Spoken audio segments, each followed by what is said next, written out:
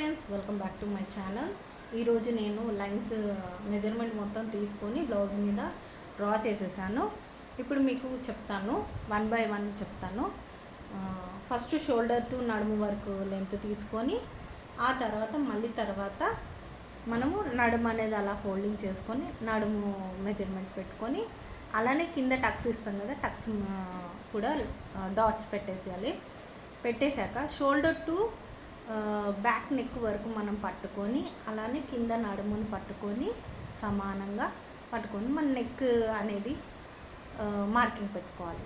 ఆ తర్వాత వాళ్ళు కొంచెం ఒక 1/2 ఇంచ్ కిందకి దించమన్నారు, నేను దించేసాను. ఓకేనా. అక్కడ నడుము దగ్గరకు వచ్చేసరికి 3 ఇంచెస్, పైన షోల్డర్ దగ్గర ఏమో 2.5 ఇంచెస్. మళ్ళీ ఇది వెడల్పు తీసుకోవాలి, ఎందుకంటే ఇది పాలిస్టర్ది కాబట్టి మనము ఏది ఎంత ఉందో అంత పెట్టుకోవద్దు. ఎందుకంటే పాలిస్టర్ది కొంచెం దగ్గరకై కటింగ్ అనేది డిస్టర్బెన్స్ అవుతుంది కాబట్టి మనము ఎక్కువ తీసుకోవాలి. ఇక్కడికి వచ్చేసరికి 2.5, ఇక్కడికి వచ్చేసరికి 3.5 తీసుకున్నాను.